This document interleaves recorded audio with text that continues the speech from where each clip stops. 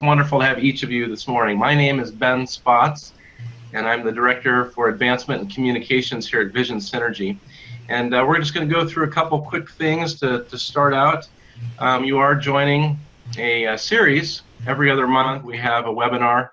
Vision Synergy is an organization that believes in advocating and equipping and advising people around the area of collaboration, helping Christian organizations work together to have a greater impact, specifically in parts of the world that are difficult or challenging. And again, we've had a few of these, and we're glad you joined us today. This webinar is especially for those who are members of the Synergy Commons. Again, that's something that's been going, a website that's been going for a while, and it's powered by you, practitioners from across the world. So today is another opportunity to hear some experienced leaders speaking about a current issue. Our presenters this morning are David and Karis, and they're coming to us this morning from the Arabian Peninsula, where they've had some experience in different countries, and you can read their bio. But I asked them what I should highlight, how I could brag on them this morning, and I want to point out there that they were involved for about 10 years in Australia with ministry to young people and doing some extreme sports kind of stuff.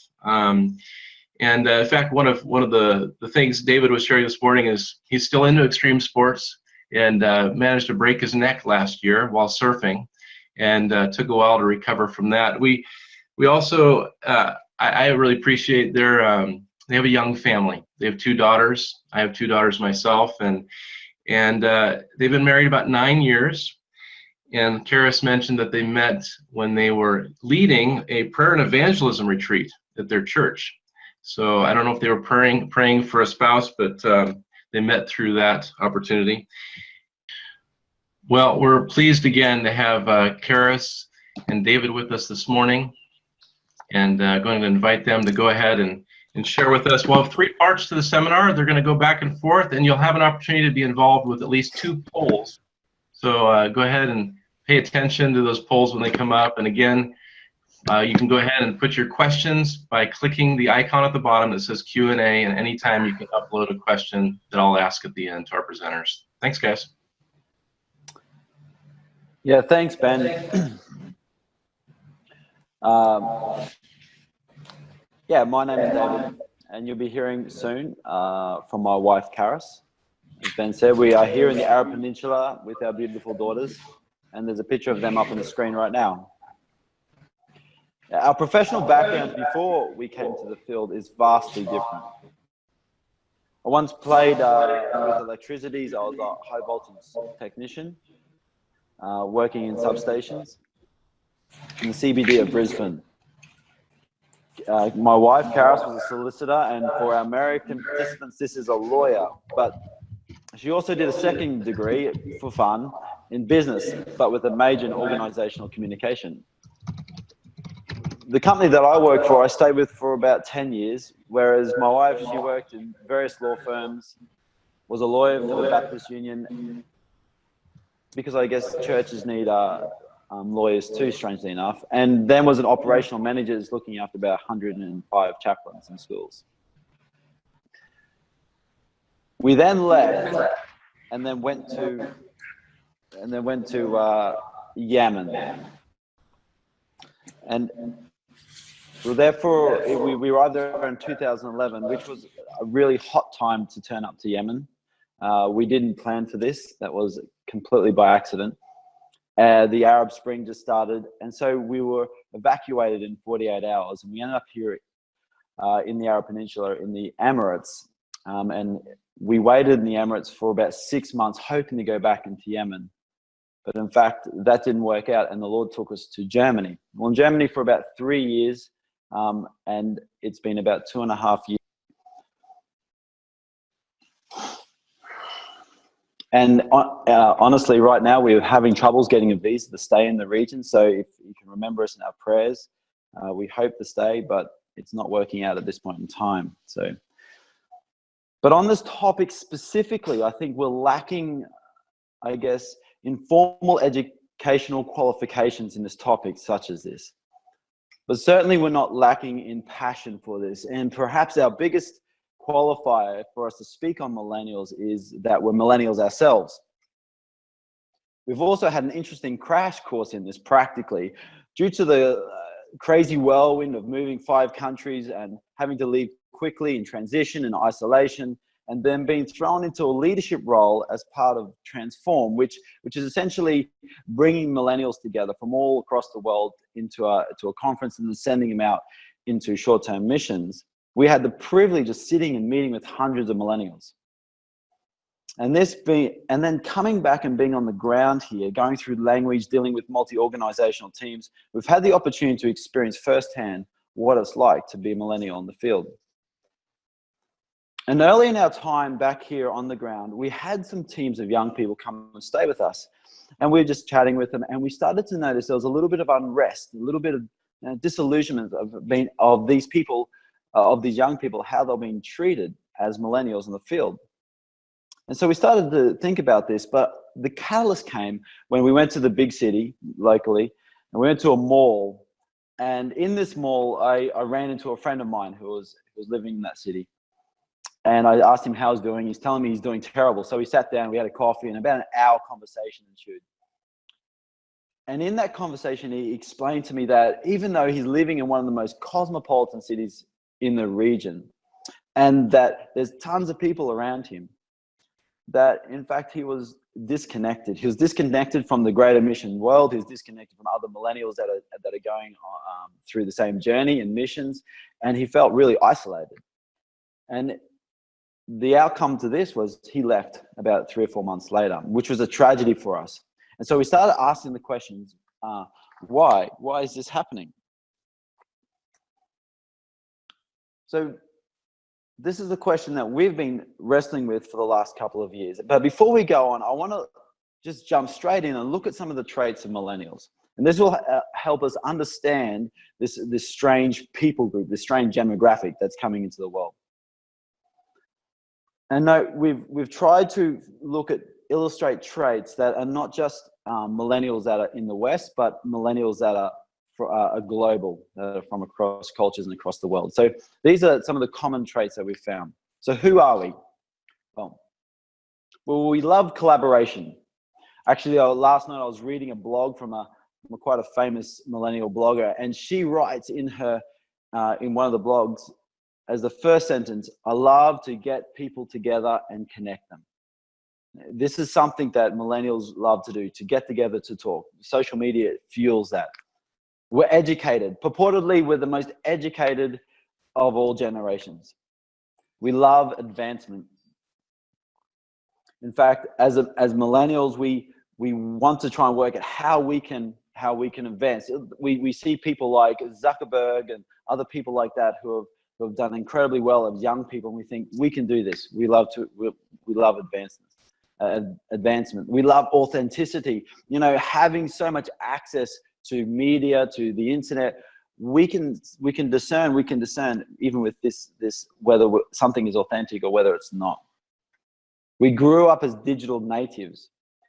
Now, it's been said that, you know, the iPhone or the device is an outboard to the brain for the millennial generation and the generation after that. That as we any question that we need to ask, we can just Google it, and we know how to use it. Now, this doesn't mean that millennials in general are really great at programming and hacking. Some are, of course, but we know how to use the digital world. We know how to access it, how to use it to its full. We crave fast turnaround.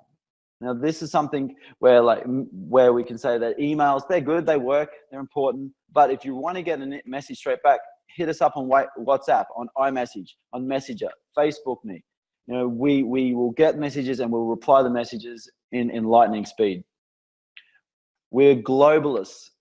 We're in an age of young people where there's someone in the back straits of Siberia can jump on YouTube and watch what is happening down in South Africa. If someone in Ireland can see what they're doing in the middle of China, YouTube, on Facebook. And so we've got a generation of people who have grown up who have seen the world through a globalist perspective.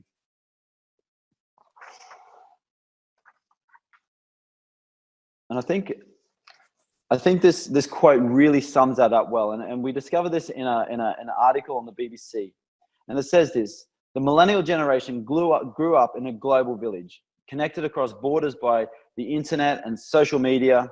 Those links have helped produce a cohort with many shared experiences, values, and attitudes. So we're going to right now just come to the first poll, and it's a simple poll. It's a poll where we're just asking the question, well, what generation are you? We've listed down 5 different generations here. There's generation, the silent generation, boomer generation, Gen X, Gen Y, and Gen Z. The silent generations are those that were born before 1945. The boomer generation were those that were born around 1946 to 1964. Gen X were people that were born around 1965 to 1976, Gen Y 1977 to 1995, and Gen Z, or the Centennials, as we've just discovered, 96 onward. Now, with these generations, there is definitely grey areas. There's some that are in Gen Z that are born in 1975 who feel like Gen X, that feel like, well, really, you know, I really identify with Gen Y. Where there's some in Gen Y who were born in 1981 that are thinking, I definitely fit way more into Gen X. So I'll just give you 30 seconds or a minute or so to just let us know what generation you're from. Sorry, I just got the poll results just come through now on my screen. And fantastic representative. We have one silent generation, 1 Gen Z. Awesome. Boomer generation, 20%. Gen X's, 33%. And millennials, 33% as well. So this is very exciting that we get to speak to a range of generations right now. I'm going to hand over to my wife, and she's going to talk a little bit more about what this means for us. So let me just talk about two more characteristics and traits. Whilst this list isn't completely exhaustive, these are some of the general trends that have come up in a lot of the studies. First one is we embrace adventure. And you may or may not have seen many crazy YouTube videos with young people doing things like that gentleman in the picture. So needless to say, a lot of injuries like David's surfing accident last year are inevitable. But this can also be a huge advantage. There's a term that is used, YOLO, which is you only live once. One of the interesting things, though, that happened was my husband was doing a search, and he came across an interview between George Vera, who is the founder of OM, and Brother Andrew, the founder of Open Doors. And George Vera was actually interviewing Brother Andrew in this little video. And he asked Brother Andrew, he said, what would you have done differently? And Brother Andrew's response is quite remarkable. He says, I would have been more radical. And we were blown away by this, because for someone like Brother Andrew, who's considered to be one of the most radical missionaries in this era, he himself was saying that we needed to be taking more risks. And it got to us, it got to David and I upon a bit of a journey of exploration. And we started asking the question about whether or not we're actually becoming a little bit too safe and a little bit too tame.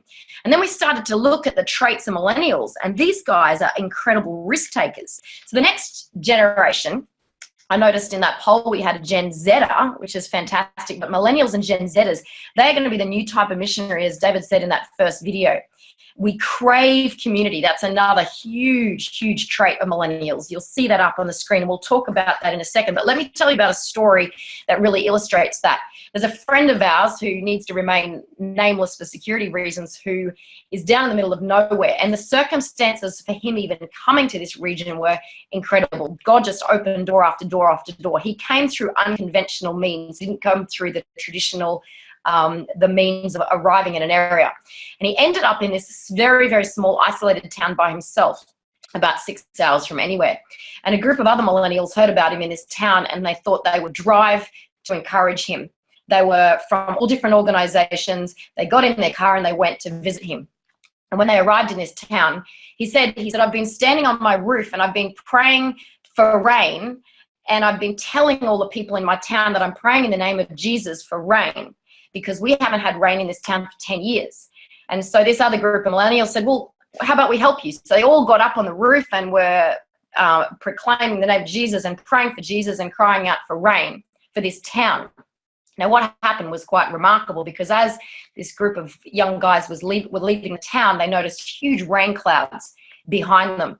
And their friend sent them text messages and photographs of floods and rain and storm clouds that had come across this town through his radical step, but also through the community of these guys coming together and boldly praying.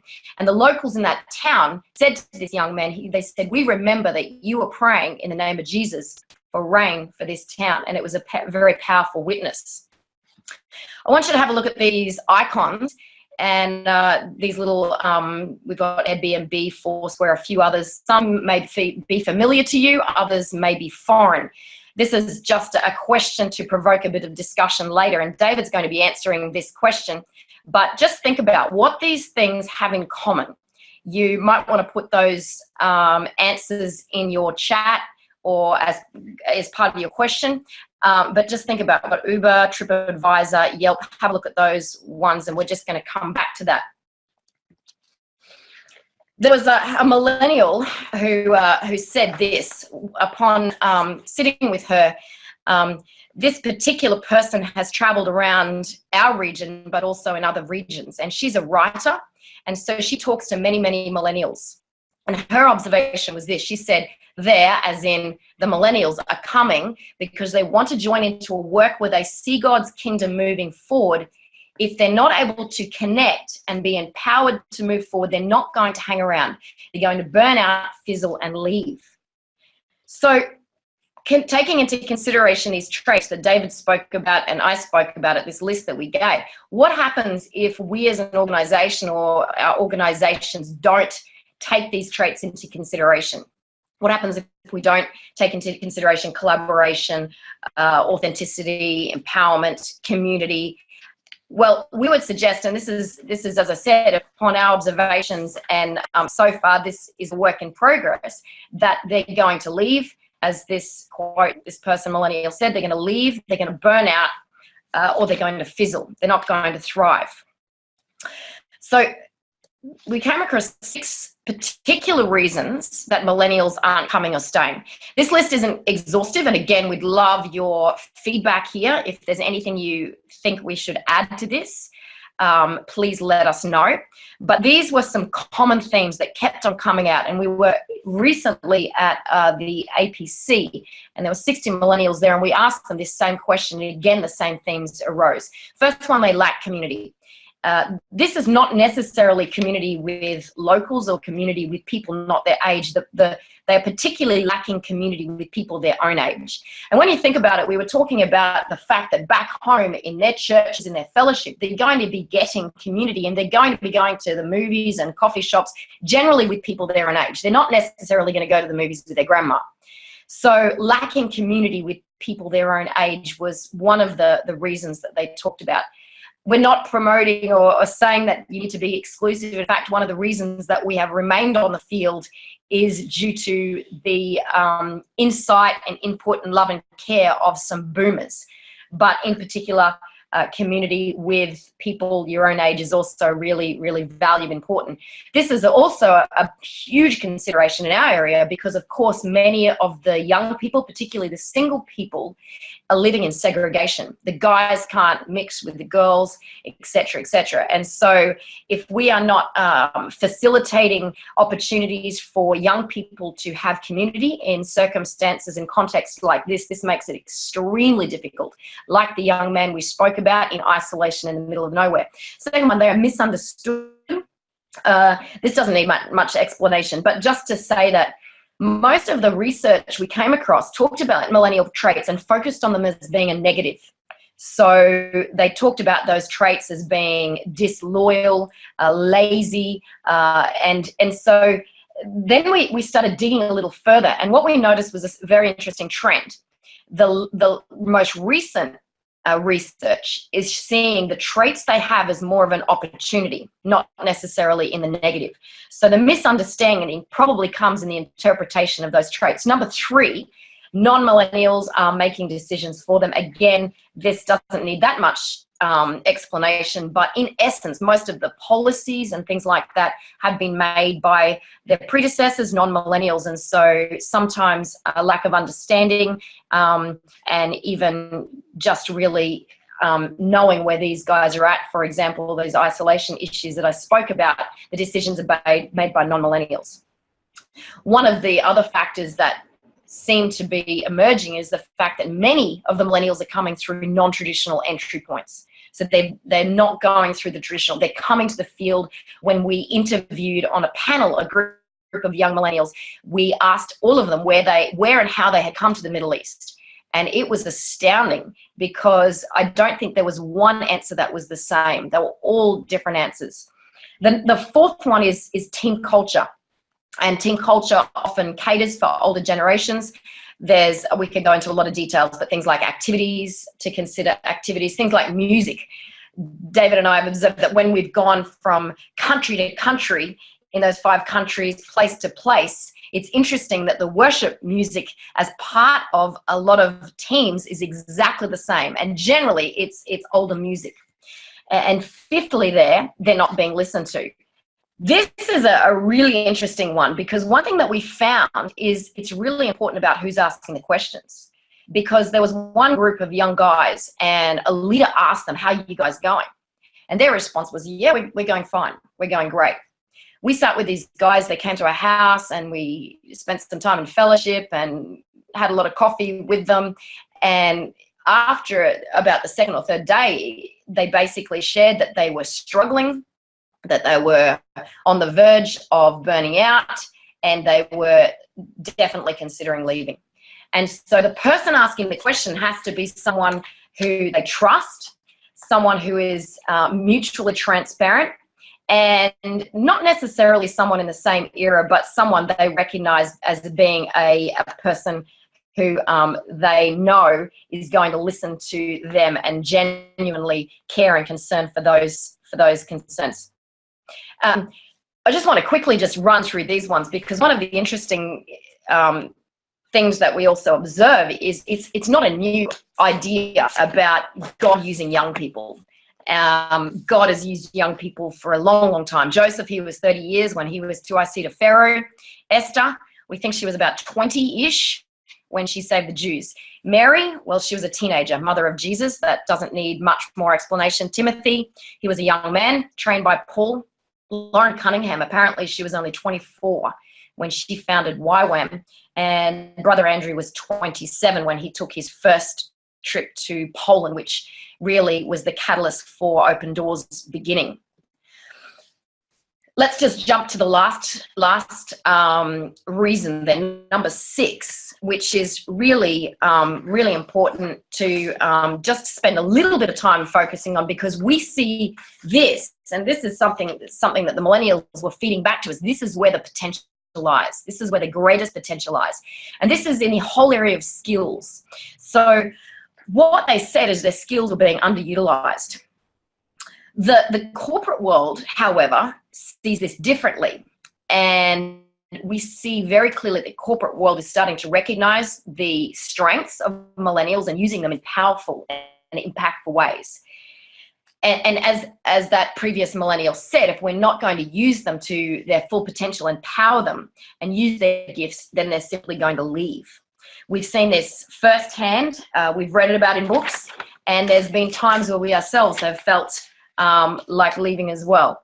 But the problem comes, I think, more in understanding what our traits and our value systems are, and that of previous generations. What happens? What happens if the skills are being underutilized? Well, there was an amazing survey. I say amazing because it was one of the few surveys that seemed to have a fairly even spread of developing and developed countries. The survey was called the 2016 Deloitte Millennial Survey, and definitely worth getting a copy of it. It is a secular survey, but I think it really gives us great insight into challenges that we can also learn from. And this survey basically said this. You can read the quote: "The loyalty challenge is being driven by a variety of factors. Millennials feeling underutilized." So they believe that they're not being developed as leaders. This phrase has been coined the loyalty challenge. And sometimes this has been misinterpreted as being, I guess, just millennials jumping ship for the sake of jumping ship, running away when life circumstances get too tough, changing occupations every year, and it's certainly been perceived very negatively. But what we were discovering is that often it depends on, again, the circumstances and situations that the millennials find themselves in. And one of the other things that many fed back to us is this. They said millennials aren't necessarily loyal to organization, but they're loyal to people. This quote, I think, is a fantastic one because it puts a positive spin on the issue of loyalty. It says they have great respect for leaders and loyalty, but they don't respect authority just because. For the younger generations, every ounce of loyalty and respect must be earned. But when it is earned, it is given fiercely. I won't speak too much on these particular organizations, but I just wanted to highlight them. There's many more examples out there. Highlight them simply because they're examples of organizations that are really focusing and capitalizing on the strengths of millennials. And one is Accenture. Accenture apparently employed 90,000 millennials last year, seeing a great benefit in that. Elite SEM, they were voted as the #1 workplace for millennials to work for by a study done by Forbes, and Forbes lists about 100 organizations, and that's also worth having a look at because the kind of qualities that these organizations were very attractive to millennials. And the third one, Ernst & Young, was a personal example. Our pastor's son worked for them, and he, at the age of 22, was handling multi-million-dollar portfolios, given a lot of responsibility based on his skill and knowledge level. And we asked him the question about senior management, and they said that there were people in senior management in their 30s. So we're going to go to another poll question right now, and then I'm going to hand over to David. But the poll question is this: what impedes millennials from being in your leadership team? See the options come up on your screen right now, and we'll give you a short moment to answer that.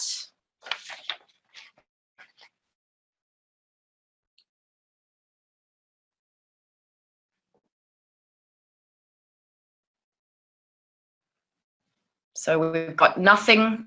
Millennials are already on a leadership team. That's the first option. Second option, millennials lack experience. Third option, millennials are hard to work with. Perhaps that's the perception that they're, lazy or other. The next one is millennials are hard to find. Perhaps you don't have them any on your team anyway, so it's difficult to put a millennial in leadership if you don't have any.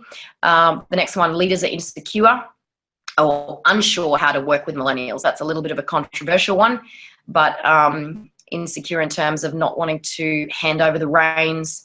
Other, and if you tick other, again, really invite you guys to share any kind of comments in the chat room and let us know what you think impedes millennials from being in your leadership team.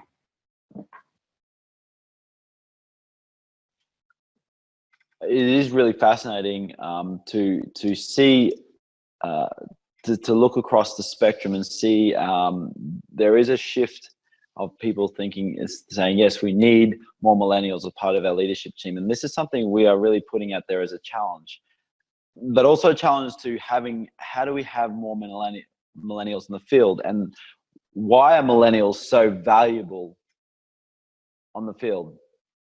Well, in answer to that, I would like to say millennials reach millennials. In many countries and many regions right now, the millennial generation is the largest demographic within that region. In fact, here in the Arab region, 40% of Arabs are millennials.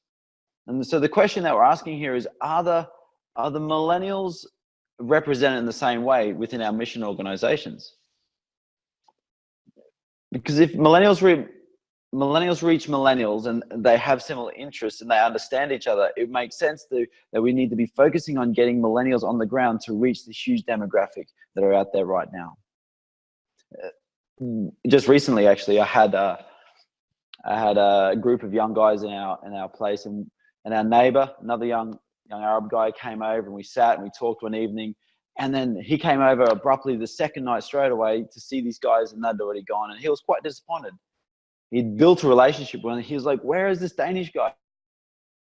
He wanted to get to know more about, other millennials and who they are across the world. You can put young people on the ground anywhere and they will be able to interact. They go skating, they can go and do crazy stuff, or they just hang out. Millennials will reach millennials. And one of the reasons is across the world, we're seeing that young people are open. Sometimes we would call millennials the Y gen, not Gen Y, but Y gen. Millennials are questioning. They're asking why. Here in the Arab world particularly, they're going, is Islam, right? They're seeing so much destruction, so much pain, so much war. They're asking the question regularly, is really Islam what it's supposed to be? And so we truly believe millennials are ripe for the gospel. And so more than ever, I really believe we need to be coming together and figuring out how we can get more millennials on the field, more millennials on the streets out there throwing nets for the God's kingdom. And we're so passionate about this. And so thinking through these questions, I wanted to just give some sort of suggestions. There's no point in posing some of the problems that Karis has talked about, that we've talked about, without offering some recommendations and some solutions. So there's a couple here that we've listed, and there's much more discussion that needs to be taken on this. But definitely thinking about some of the things that can be incorporated within your team, within your organization. And no doubt these are things that you're doing already, but innovation is really important, particularly for millennials. They love advances. They love to think about problems. They love think tanking. I mean, if you look at companies like Google, and they spend so much time in think tanks trying to discover the new ways to do things. Millennials, think about how we're training millennials. Are we training them in a way where we're engaging them where they're at? Are we using digital training at its best potential? I'm not saying just online for the sake of online, but digitally, are we using it at its best potential? Are we using millennials to train millennials? Are we engaging them in that way? These are questions to be asking about training. Leadership development. We often say that the negative trait of millennials is that that they feel entitled. Well, in some ways, that may be true, but in other ways, constant feedback and development of millennials helps them feel like they're empowered and they feel like they've got ownership. And part of that is leadership development and giving them an insight into where their role can progress, even within mission organizations, and seeing them as ownership as part of the kingdom work. The next one we have is community and care. And I'm actually just going to read a little excerpt from an article by Forbes magazine on this. I thought it was really excellent. It was set for businesses, but they have a lot of resource and a lot of abilities to pour into researching millennials. And this is what they've come up with from Forbes magazine. It says, communication and concern for people as individuals. Number one, not just as employees, members, but members of the organization, showing interest in their people and their families and activities outside of work. Number two, practice excellent time management, running a department or project so that weekend work doesn't become the norm. Otherwise, millennials will burn out quickly and leave. Number three, it says, plan frequent team get-togethers so employees feel a sense of community and family, and develop close friendships that provides contentment on the job. And this is, again, we're talking about developing community. It's come up once again.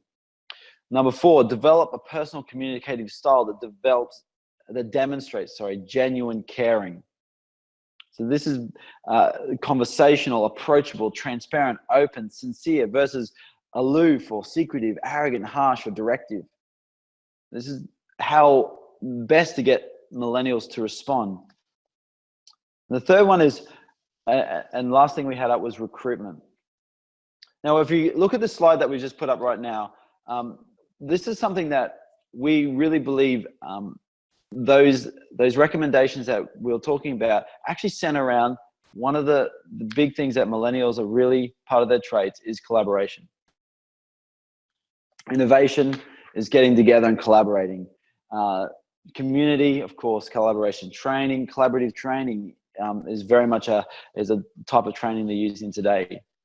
And also leadership development. And another word we could use for leadership development here would be radical discipleship, particularly for those that are on the field. And radical discipleship is engaging those that have gone before us and that have gone out and done the old radicals that we can engage, that can help guide these next generation of workers and encourage them and be their champions. In fact, when it comes to leadership, we can't forget the benefit of mentors. And this study that Karis mentioned before, this 2016 Deloitte Millennial Survey, it had a couple of really great findings that we just wanted to share with you quickly. And these millennials responded to these questions, and 61% said they had a mentor. 94% said their mentor gave good advice, which is pretty amazing rating. 91% said their mentor was interested in their personal development. We see this theme emerging again. And on a personal note, my mentors have been key to us remaining on the field. I know that my mentor would drop everything, even though he's really busy, and he would be generally interested in my personal development. So those are particularly in Gen X and Boomers, you guys have a key role to be developing and to be mentoring our next generation. And there's an interesting twist on this, that by mentoring this next generation, there will be inevitably a reverse mentoring that will happen, and you'll be able to develop an understanding of this generation and the technological tools and other things that will help you as well. And so really, as much as we talk about who the millennials are, what they are, and what we need with them, we are so aware of the fact that it is the generations that have gone before us, the millennials need them just as much as we need millennials on the field. So we go back to that slide, we see that we talked about leadership development, training, community, all as a collaborative space.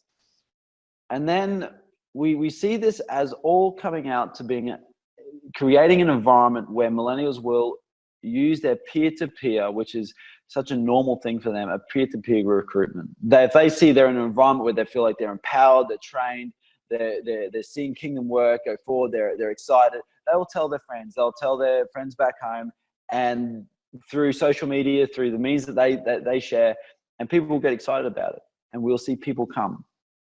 I'm convinced of this. So if we go to that question that Karis asked before, this is where we see this come together. Of course, some of you answered very much correctly. Yes, they were all started by millennials. They're very innovative, that they're instantaneous in their feedback. These are all traits that they do have in common. But the one I want to focus on right now is the fact that they are peer-to-peer recruitment, that the customers are the primary way that the companies are being marketed. And it seems to be working. These companies are growing at unprecedented rates. And they allow people to use their assets and knowledge. I mean, Airbnb, Uber, the people are using their own assets and their own knowledge, their houses, their own cars. But we also see that people are allowed to comment and feed into this through ratings. It's not just an overseeing company that rates a restaurant, but it's people just rating restaurants on Yelp, on Foursquare. And so you see this peer-to-peer sort of pressure that's going on here. And it also forces transparency, which is also important for millennials. And so I really feel this is that we are convinced that peer-to-peer is definitely a new way of recruitment that we continue to work on, to develop as we consider the bringing millennials out onto the field and seeing the kingdom work go forward. I want to finish with a story. It's a story of a friend of mine. He was based in he's based in the Middle East, and he was on a flight just last week coming back into this region. And on this flight, he just randomly ran into this person who had a broken arm, this Arab guy. And he started chatting with him. He said, hey, you know, can I just pray for you and pray that your arm is healed? And the guy's like, oh, actually, I've been watching YouTube and I've seen some videos where people have been healed, but I don't really believe any of that sort of stuff. And so my friend said, hey, just let me pray. And he goes, okay. And so he prayed for this guy. And on the second time he prayed, the man's hand was completely healed. He was able to use it again. There was no problems. He was so excited. He went and grabbed some of the hostesses and showed them, said, this is what just happened. And then 5 or 6 hostesses came out and he started praying for each and one of them. There were different types of ailments for stomach, for shoulder. And one of the hostesses that actually came in from first class. And she said to him, there's a Muslim lady up in first class, that had a fall on her way onto this flight. And she's really got a busted up hip and shoulder. Do you mind if I ask whether she'd be up for you praying for her?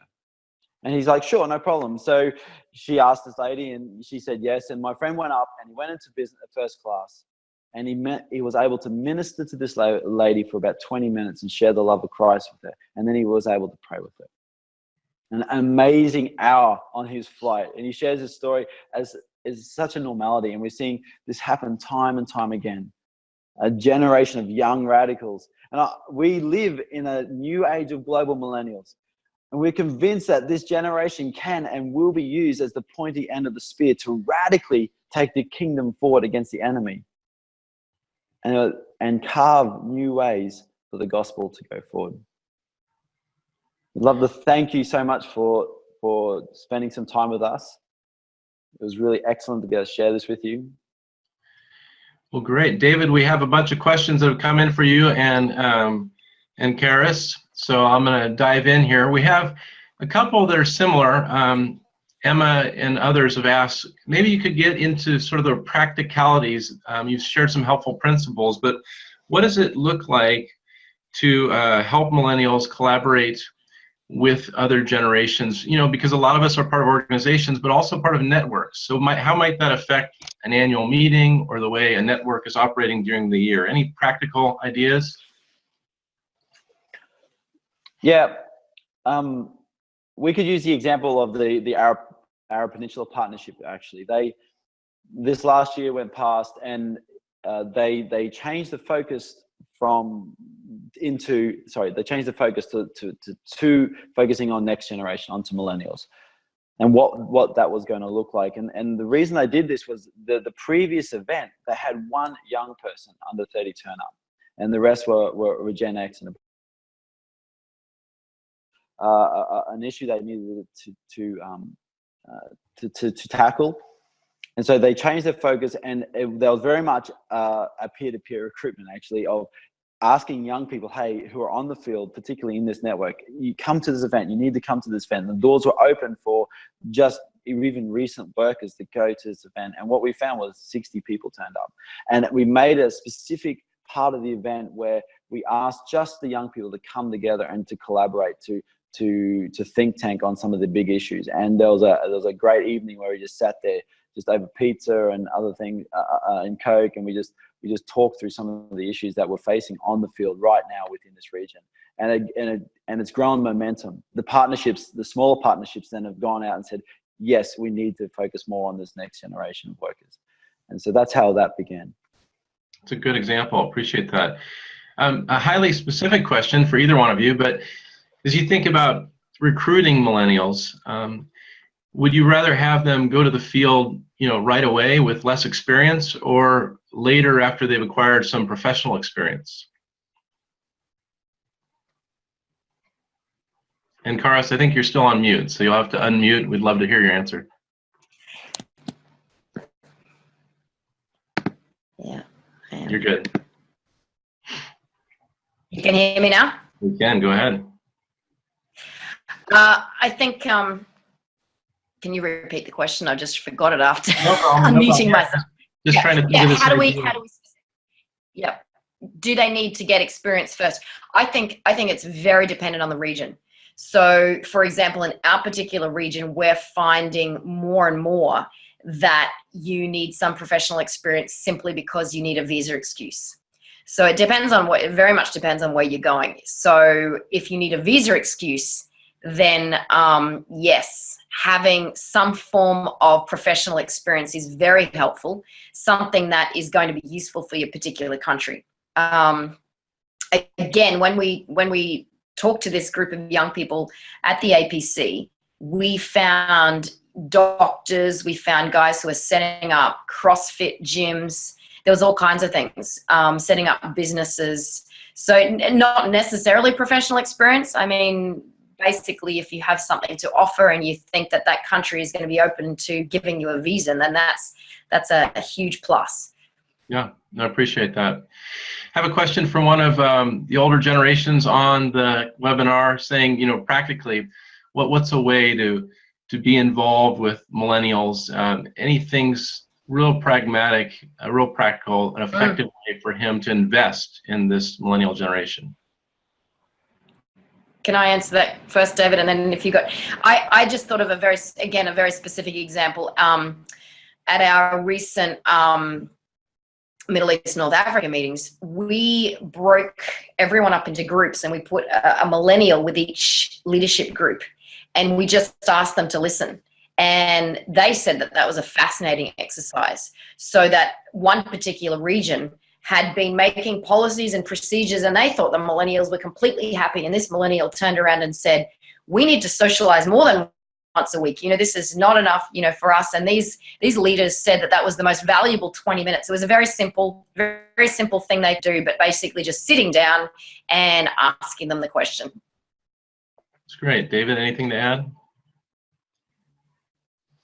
Yeah, I think it's definitely the older generation, the boomers, have so much experience to offer us, and we need to tap into that. And this is also something that, as we talk to millennials, that we talk about as well. That we don't want a Rehoboam syndrome. We don't want a bunch of young guys talking to young guys who think they can rule the world. No, we need to tap on to the older generation as much as the wisdom allows us to. And so, yeah, just take the time to be with young people, share your experiences, and then if the relationship grows, I think one of the great things about some of my mentors here is that they're my advocate, they're my mentor, they're my champion. So when it comes to certain things within my organization, they're our champion for us. They'll speak up on our behalf, because we're just, you know, we're lowly millennials just doing our bit, where they're going to all the meetings and stuff like that and say, hey, you know, our champions for the times that they need us. So definitely that's how you can help develop your millennials within your team.